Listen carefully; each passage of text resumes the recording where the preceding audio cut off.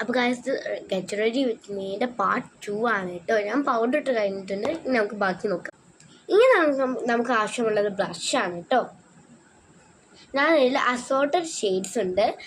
ഞാനിതിൽ എടുക്കുന്നത് ഈ ഒരു ഷെയ്ഡാണ്.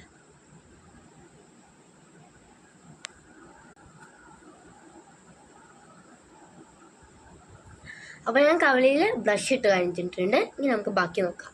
ഇനി അടുത്തത് വേണ്ടത് നമ്മളെ ഐ ഷാഡോ ആണ് കേട്ടോ. ഞാനിതിൽ കുറേ അസോർട്ടഡ് ഷെയ്ഡ്സ് ഉണ്ട്. ഇതിൽ ഫസ്റ്റ് വണ്ണാണ് ഞാൻ സെലക്ട് ചെയ്തത്.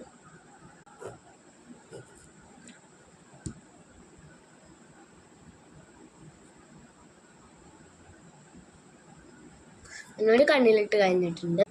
മെച്ച കണ്ണിലിട്ട് കഴിഞ്ഞിട്ടുണ്ട്. Wait for part 3. അപ്പം നമുക്ക് പാർട്ട് 3 കാണാം. Bye by.